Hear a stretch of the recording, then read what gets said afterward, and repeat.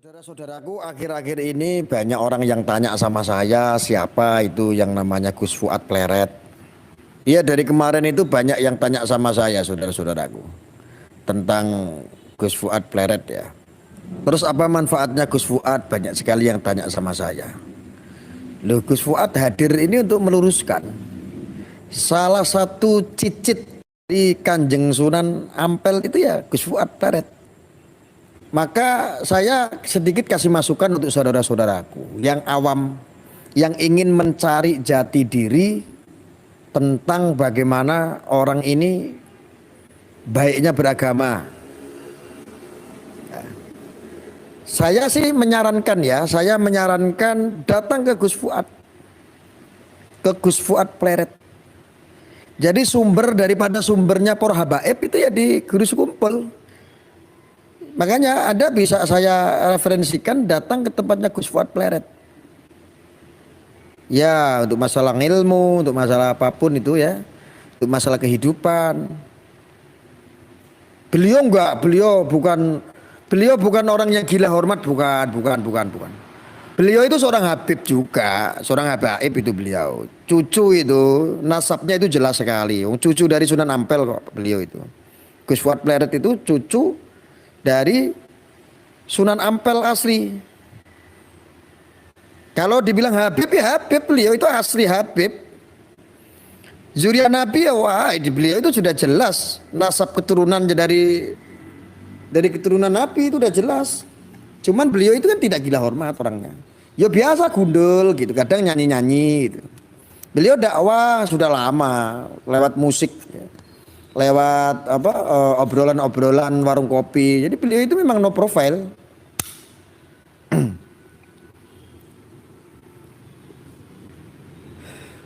Jadi daripada saudara-saudaraku itu pada tanya sama saya, pada japri, menyinggung tentang siapa sebetulnya Gus Fuad Pleret, maka saya jawab, saya sangat mengenal beliau.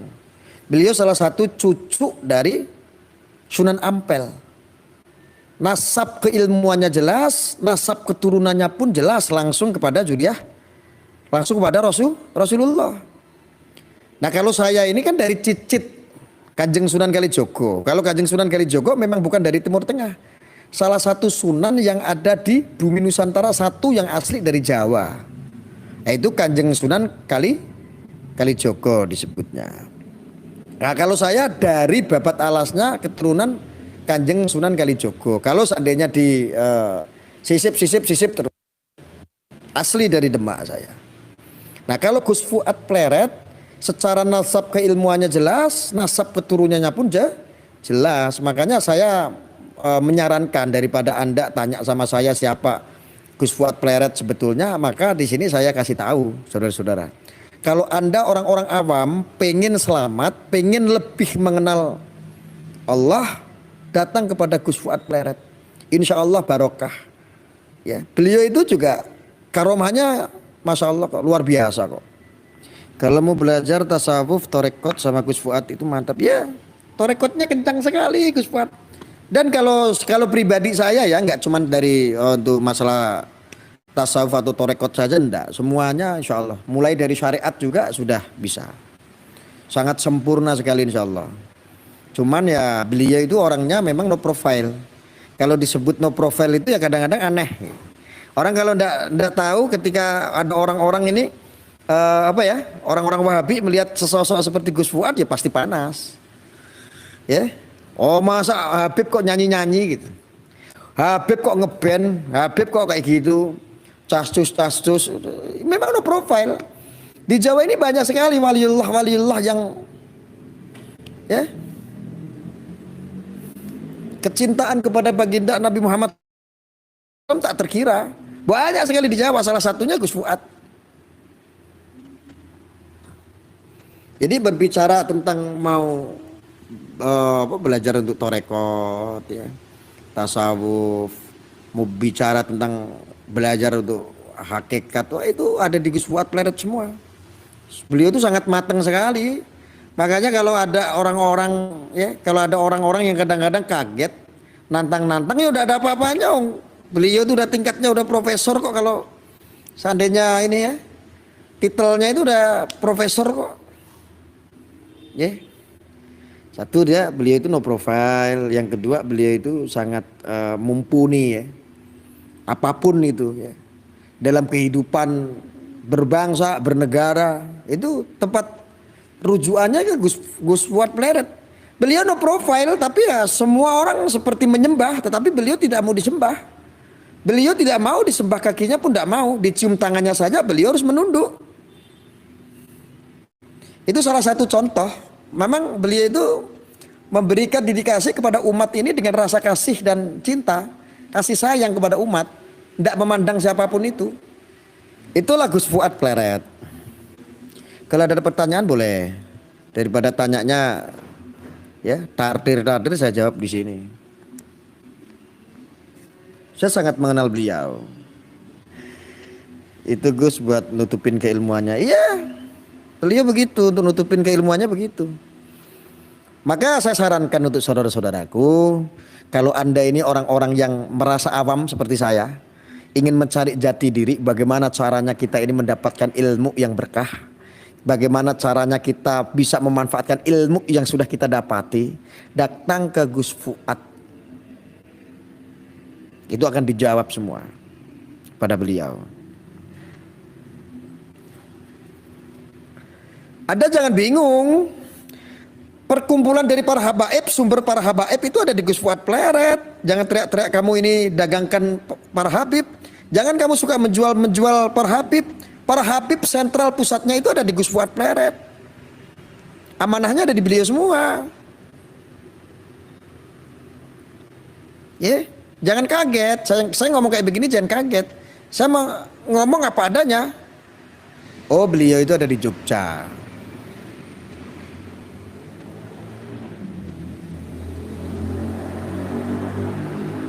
Ya mudah-mudahan lah, didoakan lah Gus Fuad Pleret, didoakan. Beliau itu habib, cuman kalau di Jawa ini memang tidak disematkan habibnya. Walau beliau berdakwah di panggung, ngaji sekumpul, bersama guru sekumpul, muhibin sekumpul, ngeband, itu dakwah. Beliau itu dakwah dengan cara-cara seperti itu, dakwah. Kalau dulu itu Kanjeng Sunan, para Kanjeng Sunan, beliau itu Sunan Wali Songo. Kalau dakwanya itu ada yang pakai wayang, gending, segala macam. Beliau pakai ngeband, nyanyi. Itu cara-cara beliau berdakwah. Jadi jangan kaget ketika banyak orang-orang kaum nyinyir ya, membicarakan tentang Gus Fuad Pleret, merasa kebakaran. Beliau kalau lagi sedang ada yang tanya dijawab dengan canda-canda, dengan sindiran-sindiran satire yang nadanya bercanda, yo jangan baper. Memang yang terjadi seperti itu.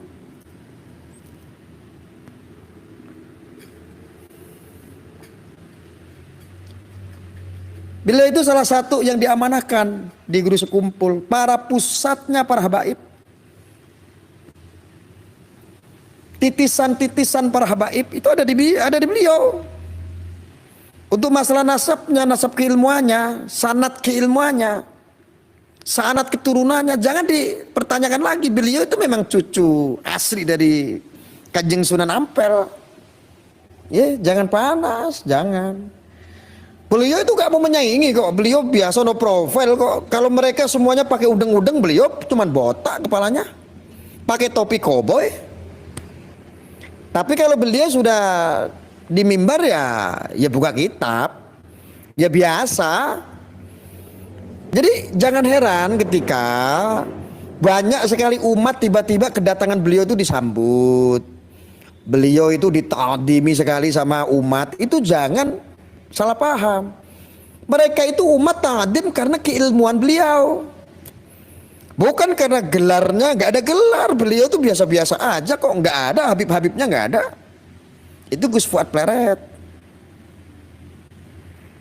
Karena beliau tawaduk Gus ya. Beliau orangnya tawadu, beliau itu orangnya ilmunya itu insya Allah lah ya. Kalau di Indonesia mungkin tingkat tingginya profesor beliau itu. Tanya apa lagi tentang Gus Fuad? Saya jawab. Jangan kaget.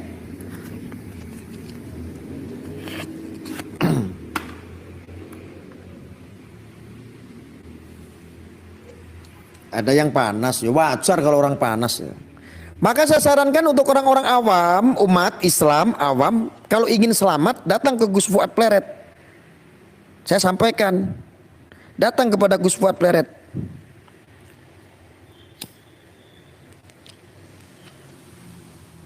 Anda kalau awam dalam berilmu, Anda kalau awam dalam beragama, ingin mencari jati diri, minimal nih masyarakat yang awam nih, datang daripada Anda tersesat, daripada Anda salah ngaji, datang ke tempat Gus Fuad Pleret. Atau minimal Anda mengenal Gus Fuad Pleret. Apalagi dakwanya juga sudah mulai dibangun channelnya ya. Channelnya udah lama, udah mulai dikenal ya, banyak. Datang. Anda bisa simak ngaji-ngajinya, ngasah jiwa. Ngaji itu ngasah jiwa. Ngajinya Anda bisa simak, belajar pelan-pelan mengenal beliau dengan hati ya.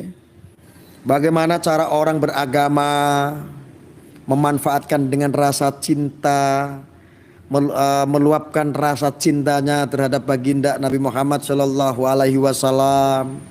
Bagaimana dia menjadi orang pribadi ya, orang yang hidup betul-betul beragama tetapi bisa sinkron dalam berbangsa bernegara. Datang ke Gus Fuad Pleret, insya Allah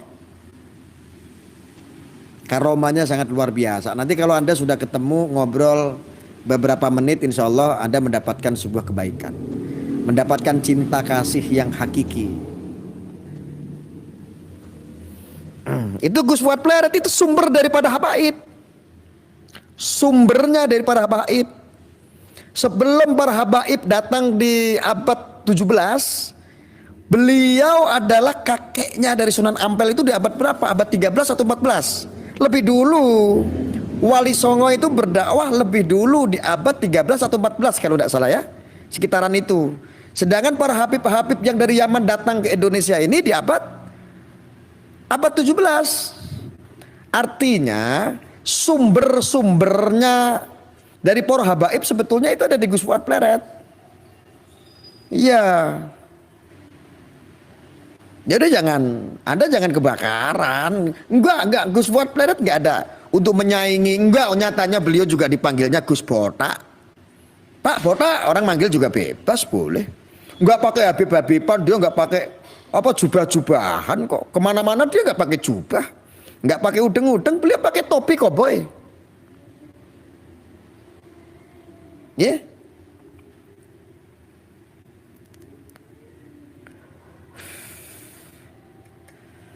Gitu.